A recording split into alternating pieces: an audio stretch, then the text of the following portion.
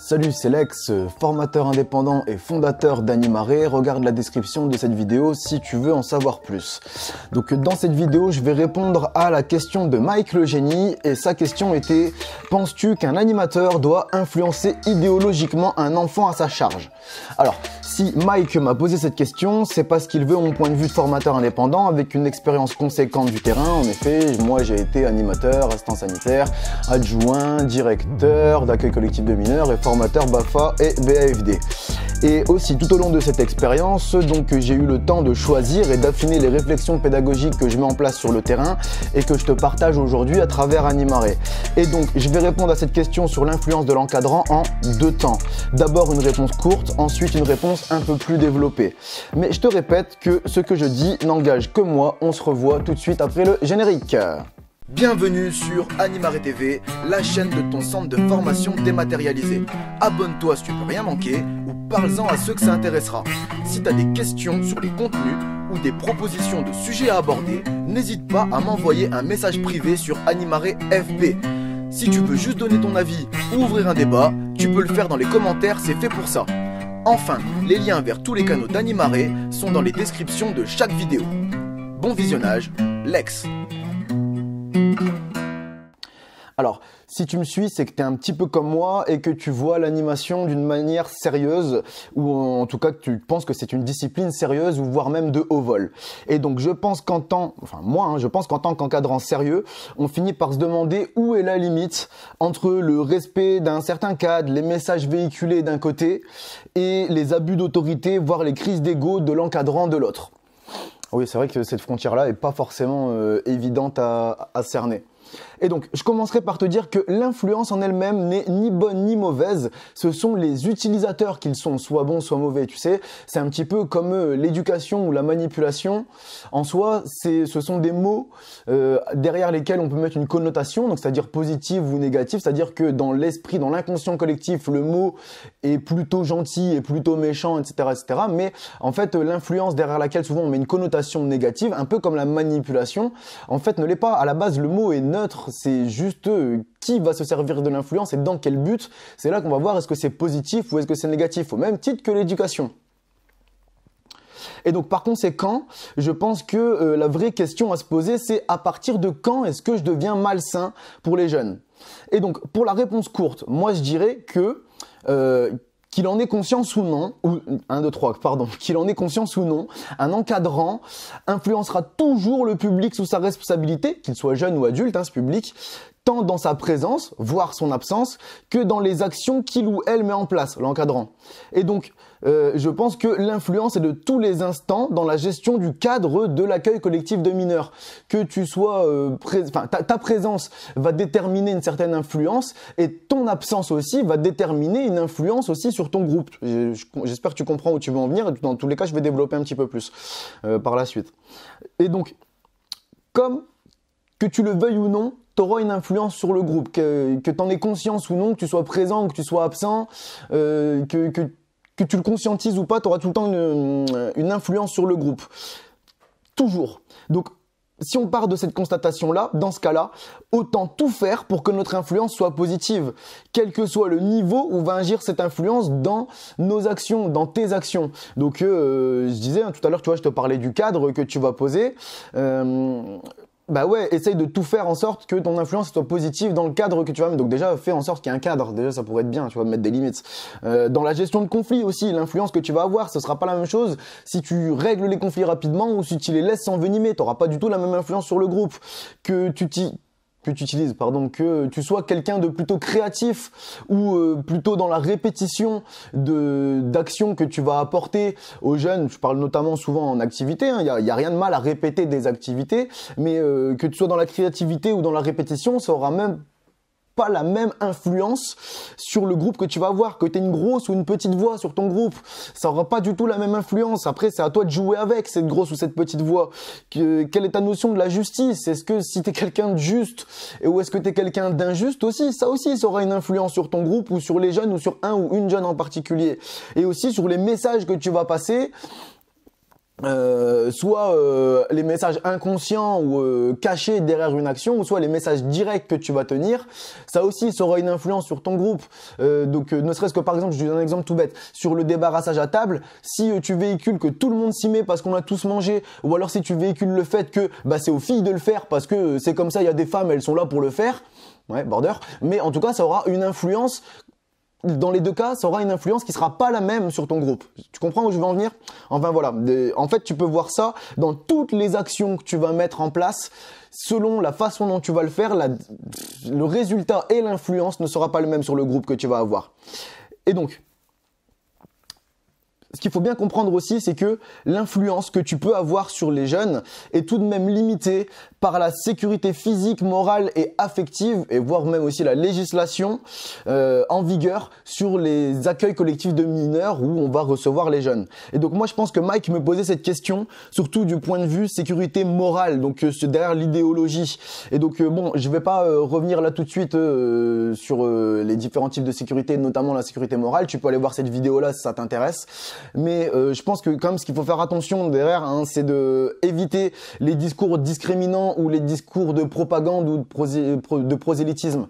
Donc quand je dis discours discriminant, c'est tout ce qui va être de l'injure tout court, mais après du sexisme, du racisme, de l'homophobie, en gros tout ce qui va servir à exclure les autres pour un critère qu'il soit de conviction ou physique, enfin bref, je pense que tu vois où en venir, c'est de la discrimination.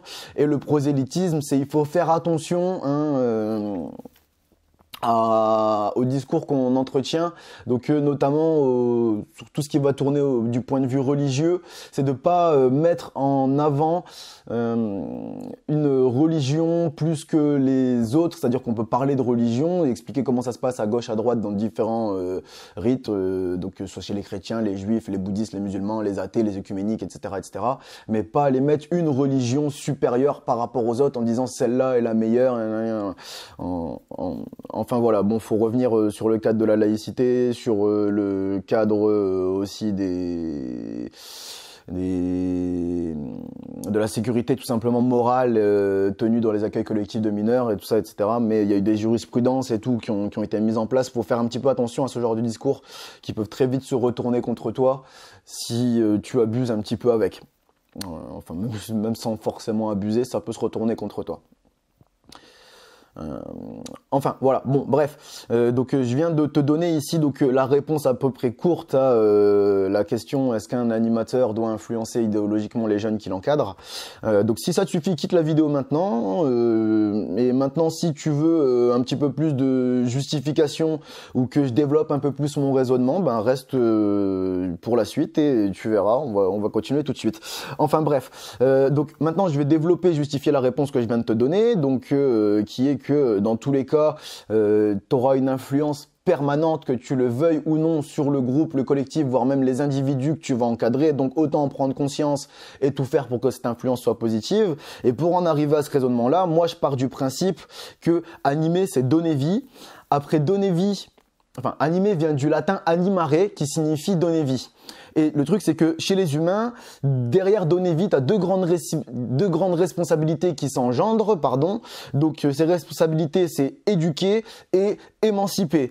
Donc, éduquer, qu'est-ce que ça veut dire? Ça veut dire, je vais te donner des règles de convention sociale, des règles à, comment dire, quand je vais vouloir aborder les limites de ce qu'on peut faire collectivement, où est la limite du respect de l'un, de l'autre, etc., etc., et de soi-même aussi. Ça, c'est tout ce qui est éducation. Donc, en gros, c'est te donner des codes sociaux. Et après, tu as émanciper. Émanciper, c'est je vais, moi, te donner des techniques pratiques pour que tu puisses par la suite, toi, devenir autonome et que tu puisses c'est dans le but que tu puisses par la suite finir par te débrouiller sans moi. Donc ça, c'est éduquer et émanciper. C'est ce qu'il faut faire normalement chez les humains après donner vie. Les humains font ça depuis la nuit des temps, hein, depuis qu'on est descendu des arbres. Normalement, c'est voilà, je te donne la vie, derrière je t'éduque et ensuite en même temps, je t'émancipe et par la suite, tu pourras finir avec ces deux choses-là par être autonome et recommencer ça toi de ton côté. Sinon, bon, si je reviens à l'animation, si on passe pas par le côté que animer signifie donner vie, et donc derrière donner vie, c'est éduquer et émanciper. Si on oublie ces deux côtés-là, enfin ces trois mêmes côtés, hein, soit donner vie, soit éduquer, soit émanciper, on rentre, donc c'est plus de l'animation, c'est soit de l'occupation, soit de la surveillance, voire même de l'irresponsabilité. Hein, et pour revenir à notre histoire des parents qui derrière sont censés éduquer et émanciper, eux aussi peuvent être irresponsables s'ils ne tiennent pas ce rôle-là. Par contre, ça veut pas forcément dire que c'est de leur faute. Hein. Enfin, comment dire, pas forcément dire que c'est une irresponsabilité volontaire. Ils avaient peut-être de bonnes raisons de pas pouvoir être responsables à ce moment-là. Bref, je ferme la parenthèse, je ferme la parenthèse. Ce que je veux te dire, c'est que moi, je pars de ce principe-là, qui est que animer, c'est donner vie. Derrière donner vie, il faut éduquer et émanciper. Sinon, c'est de l'occupation, de la surveillance, voire de l'irresponsabilité, volontaire ou non. Et donc, je tiens à dire à mes détracteurs qui me traitent de voleur idéologique que ce principe est de moi. Animer, c'est donner vie. Ça, c'est l'étymologie. Ça, je peux pas le voler à qui que ce soit. Hein. Mais donc après, derrière le fait que dire que derrière donner vie chez les humains et donc dans l'animation, il faut éduquer et émanciper, sinon c'est de l'occupation, de la surveillance ou de l'irresponsabilité. Ça, ce concept, il est de moi. Et si tu me crois pas, vas-y, trouve la source de ce concept et envoie-la moi, soit en commentaire, soit en message privé. Plutôt en message privé, il y a plus de chances que je la reçoive. Mais il m'étonnerait vraiment que tu la trouves quelque part, cette source, parce que j'ai compris ce concept, ou en tout cas, j'ai décidé de vouloir le véhiculer en rédigeant mon projet pédagogique, le propre mien, donc j'ai trouvé ça nulle part ailleurs. Hein.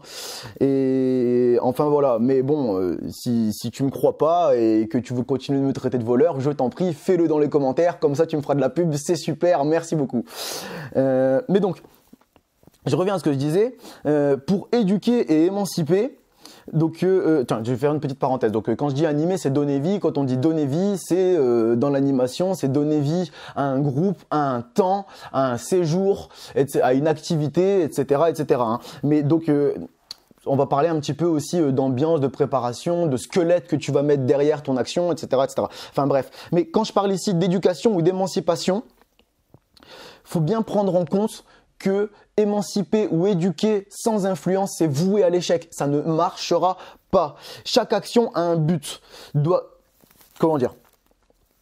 Enfin, si, pardon, excuse-moi pour ce petit bug, je reprends. Donc, je te dis, émanciper éduquer ou émanciper sans influencer, c'est voué à l'échec. Pourquoi ? Parce que chaque action a un but. Qu'à chaque fois que tu fais une action, t'es censé, tu la fais pas dans le vent. Enfin, l'action en elle-même, elle doit toujours avoir un objectif final, arriver à une chose, quelle que soit l'action. Sinon, on fait rien, on bouge pas. Ça, c'est l'inaction, on ne fait rien. Et donc, si une action a un but, c'est donc qu'elle doit développer une certaine influence technique pour atteindre ce but. Tu vois, donc il faut faire quelque chose derrière l'action pour arriver à atteindre le but. Et de plus, il y a toujours un message, un idéal ou une dynamique derrière chaque action, même si tu t'en rends pas compte. Donc aussi une influence idéologique, en plus de l'influence technique qu'on avait pour atteindre le but, il y a toujours un message véhiculé derrière, donc une influence idéologique derrière chaque action.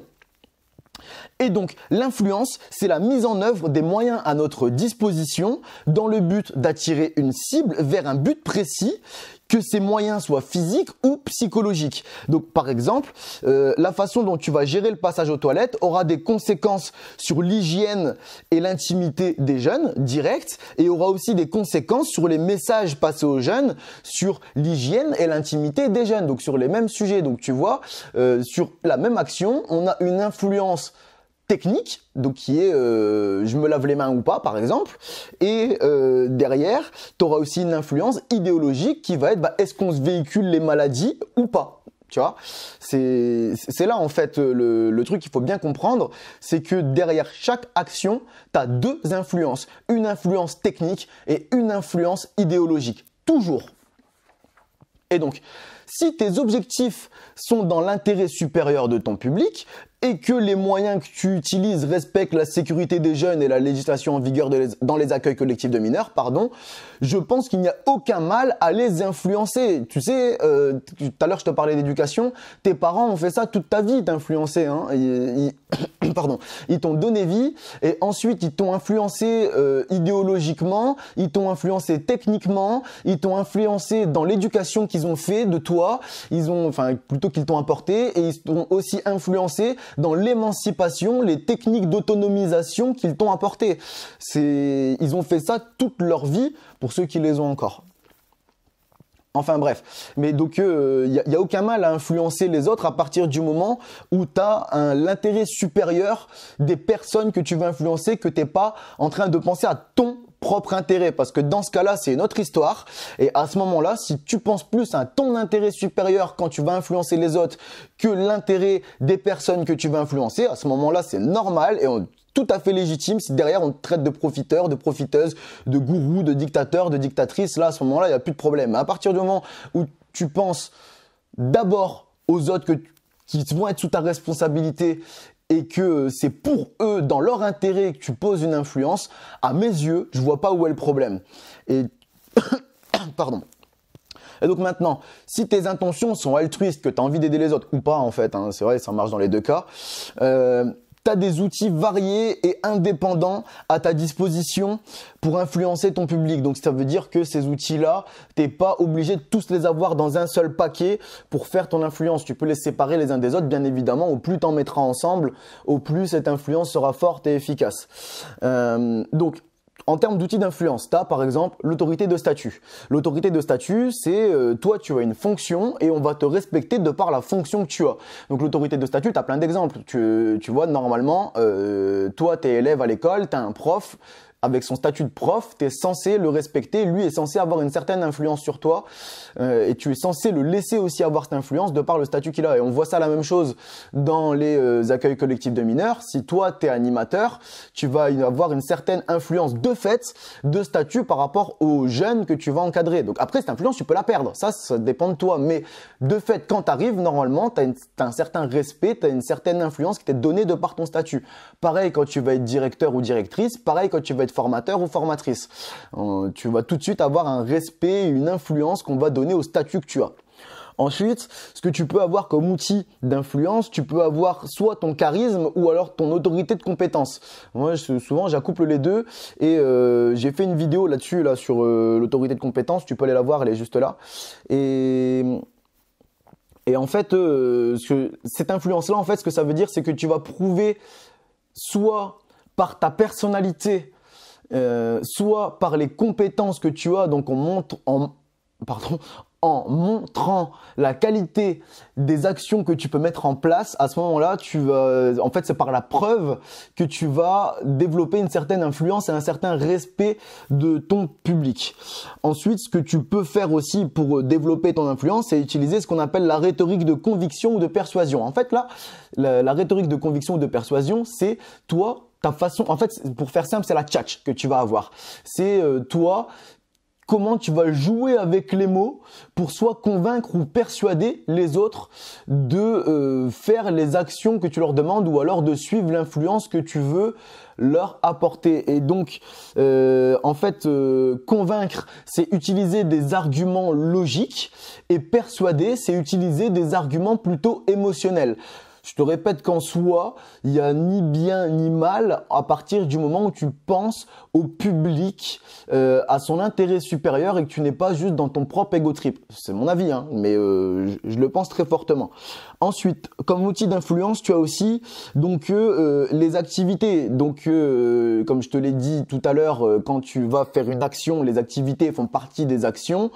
Tu auras tout le temps dans ton activité, donc dans ton action, une influence technique et une influence idéologique. Et donc, tu peux voir ça aussi bien que tu fasses un loup-garou, que tu fasses un poule-renard vipère, que tu fasses un Robin des Bois, que tu fasses un commerce équitable, que tu chantes avec les jeunes, que tu fasses un spectacle, que tu fasses une activité manuelle, vous êtes en train de construire des moulins ou des cerfs-volants. Dans tout ça, derrière, il y aura toujours un message idéologique à faire passer. Si tu y réfléchis bien, tu finiras par le trouver. Et derrière, tu auras toujours aussi une influence technique dans l'action. Je te donne 2 exemples tout bêtes. Si tu mets en place des Olympiades où toutes les équipes, en gros, tu vas avoir des petits groupes de jeunes qui vont s'affronter les uns les autres face à un grand jeu où pareil, tu vas avoir toutes les autres équipes mais qui vont plus s'affronter les unes les autres mais qui vont devoir affronter le jeu, ça n'aura pas du tout la même influence sur ton groupe. Tu vois, j'espère que tu vois où je veux en venir. Entre des Olympiades où on s'affronte les uns les autres et entre un autre jeu où on va tous affronter le jeu en lui-même. Tu vois, même si on est séparés en plusieurs petites équipes, ça n'aura pas du tout la même influence sur la vie quotidienne. Bah, tu vois, par exemple, je t'ai parlé du passage aux toilettes, je vais pas revenir dessus. Et aussi sur la vie collective, si toi tu mets en place un séjour où c'est les jeunes qui décident d'absolument tout au niveau de l'organisation des activités, du rythme du séjour, etc., face à un séjour où c'est les adultes qui décident d'absolument tout, activité, rythme du séjour, activité qu'on propose, les sorties, ça n'a aucun rapport, tu vois, ça n'aura pas du tout la même influence, qu'elle soit technique ou idéologique pour le public que tu vas encadrer. Voilà. Et enfin, je pense qu'il y a un dernier bon outil d'influence que tu peux toi aussi utiliser, ce sont les formations. Alors, quand je dis les formations, c'est des 2 côtés de la barrière. Que toi, tu ailles te faire former ou que toi, tu formes d'autres personnes. C'est bon, bien sûr, si tu vas te faire former, c'est l'influence que toi, tu vas recevoir et non plus transmettre. Mais derrière, si tu te formes pour retransmettre derrière, cette influence-là peut être très, très, très intéressante en fait. Parce que en général, quand tu te formes, tu vas chercher de nouvelles façons de faire. Et en gros, tu évites de rester dans la routine. Et ça aussi, ça peut être super intéressant de varier ses pratiques, de les remettre en question, voire peut-être de les changer, arrêter certaines ou confirmer des pratiques qu'on avait l'habitude de mettre en place. Mais enfin, bref, voilà. Moi, avec tous ces outils d'influence que j'utilise, donc là, tout ce que je viens de te dire, c'est ce que je pense. Et les outils, moi, je les utilise, ces outils d'influence. Je m'en cache pas. Et encore une fois, je te dis, à partir du moment où je pense à l'intérêt supérieur de mon public, je pense que je suis tout à fait légitime pour les utiliser. Mais bon. D'un autre côté, pour savoir si mon influence est positive ou négative, sur le public que je vais encadrer, moi ce que je fais, c'est que je me demande si les conséquences de mes actions sont bénéfiques à la collectivité, si tout le monde les remet en place ou si tout le monde les répète. Donc je vais te donner un exemple. Je reprends mon exemple du passage aux toilettes. Donc moi je vais dire que j'envoie les jeunes se laver les mains. Tu vois, je me dis ça. Si tout le monde le fait, donc aussi bien les adultes, si tout le monde envoie les jeunes se laver les mains aux toilettes avec du savon, et si tous les jeunes se lavent les mains avec du savon, est-ce que c'est positif ou est-ce que c'est négatif pour la collectivité ? Moi, je pense que c'est positif. Pourquoi ? Parce que je leur apprends quelque chose, je leur apprends à prendre soin d'eux et je leur apprends aussi à protéger eux-mêmes et les autres des maladies. Et par contre, derrière, si je me dis, on zappe le passage aux toilettes, est-ce que c'est positif ? Ou est-ce que c'est négatif si tout le monde le fait ? Les adultes, nous, si on passe pas aux toilettes et qu'on leur demande pas, on montre pas le bon exemple et on respecte pas leur hygiène, ça peut se retourner contre nous. Et en plus de ça, si on n'envoie pas les jeunes se laver les mains, on risque de se retrouver avec tout le monde malade au bout de quelques jours, voire quelques heures, selon les épidémies de gastro ou pas qui tournent sur les séjours. Donc, moi, je me dis à ce moment-là, si on les envoie pas, si on les envoie pas aux toilettes, si on leur fait pas se laver les mains avec du savon, c'est négatif. À ce moment-là, je me dis, ça va avoir des conséquences négatives et donc à ce moment-là, je me dis que mon action est négative, donc je ne la mets pas en place.